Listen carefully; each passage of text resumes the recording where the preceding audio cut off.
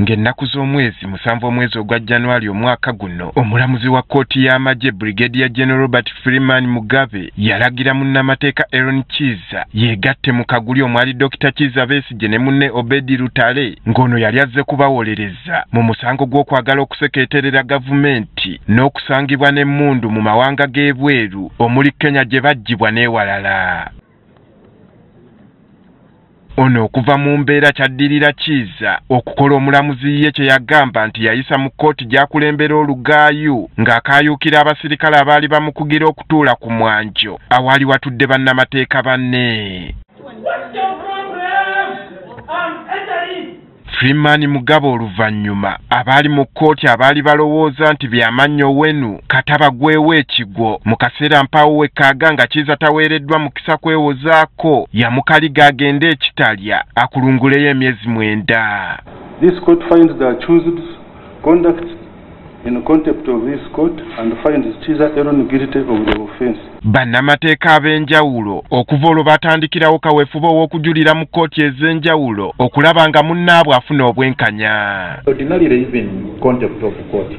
There is a hearing prior to a decision being made. Bano era oluvannyuma lwa kkooti ensukkulumu okusatulula emirimu gya kkooti y'amagye n'okulagira emisango egyali gyasalirwa kkooti eno nga waliwo okujulirwa gitunulwemu, kino kyabongera essuubi ly'okuteebwa kw'omuntu waabwe. All charges or ongoing criminal trials or pending trials before the courts martial involving civilians must immediately cease and be transferred. Wadde nga basooka okufuna obulippo obw'enjawulo, olunaku olwaleero okusaba kwa bano kwanukuddwa kkooti enkulu gye baddukira ekkirize Kiiza awoze ng'ava bweru ku kibonerezo ekyamuweebwa n'okuwakanya ensala ya kkooti y'amagye bw'emuddizza eddembe lye wabula ng'emisango gye gikyawulirizibwa.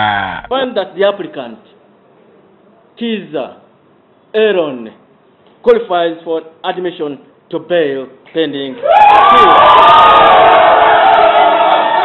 okujulira kwabwe bakwesigamiza ku kyokuba nti kkooti y'amagye kkooti ensukkulumu yagigaana okuddamu okuwozesa abantu ba bulijjo kale nga kyali kiri mu giraasi nti ekibonerezo kye yamuwa kigwana kuggyibwawo.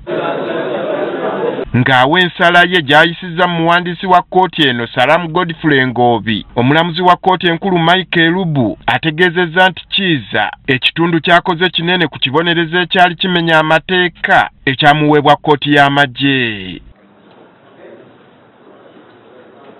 Omulamuzi agasseeko ng'ono bwe yalina okusibwa ennaku 3 zokka so si myezi 9 ng'omulamuzi Mugabe bwe yasalawo. He was given an illegal sentence, namely one that exceeds the maximum prescribed by Section 171, Subsection 2 of the EPDF Act. Kyokka omulamuzi ategeezezza nga Kiiza bw'alina omusango gwe yazza ogukyetaagisa okutunulwamu awozesebwe bw'atyo n'amulagira okuwaayo akakalu ka kkooti ka bukadde bwa Uganda 2 ez'obuliwo ne paasipooti ye agirekere kkooti. He required to deposit his passport with this court.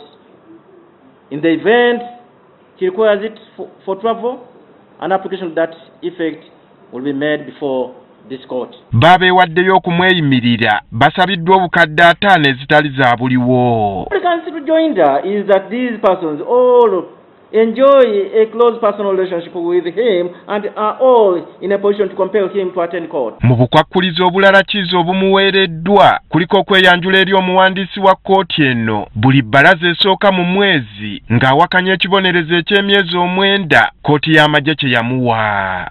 It is directed that the applicant will report the extension of his bail to the Registrar of the Criminal Division of the High Court on the first Monday of every month. Samuel Muyizi nga ye munnamateeka wa Aaron Kiiza ategeezezza nti okusinziira ku byazze ayogera ne Kiiza yagumira omusango guno kubanga abadde yeeraba ng'akiikiridde bannayuganda abalala abanyigirizibwa. Tubadde tuwoza naye kuba tuba tugenda mu kkooti mu kkomera gy'abadde rather ono omusango tuguwozezza ne Aaron Kiiza. Ebintu ebimu byabadde abituwa nga munnamateeka naye nga mu kwewolereza agamba nti ali mukolereza bannayuganda ne bannamateeka adde kya bannamateeka adde akyogerako nnyo kyokka tabadde mu mativu olw'ensimbi ennyingi kkooti zeesabye omuntu waabwe ng'akakalu ng'akakasa nti Kizza oluvannyuma lw'okuteebwa waakulowooza ku ky'okuwakanya ensimbi zino. eno pulezidenti ye miliyoni 2 tetusanyudde kubanga egenda kunyigiriza abalala abatasobulina busobozi ng'obwa Aaron Kizza. Aaron Kizza gwe mmanyi kyekimu ku ebyo byagenda okuwakanya.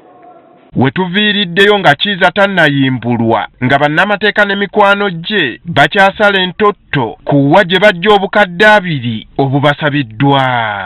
Andrew Kaggwa, Agafeeyo, Spark TV.